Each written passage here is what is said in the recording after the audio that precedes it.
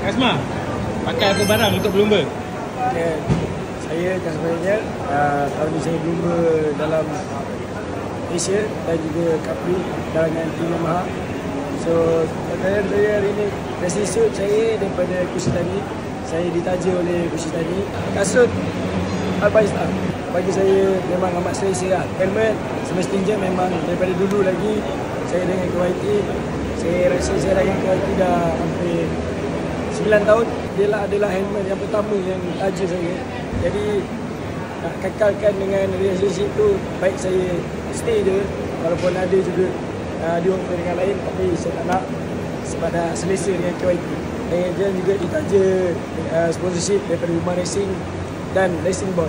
Ini dua adalah taja saya sekarang ni untuk bantu saya daripada segi perlumbaan dan juga luaran. Jangan lupa support setiap perlumbaan saya dan berikan sokongan yang padu. Saya amat menghargai.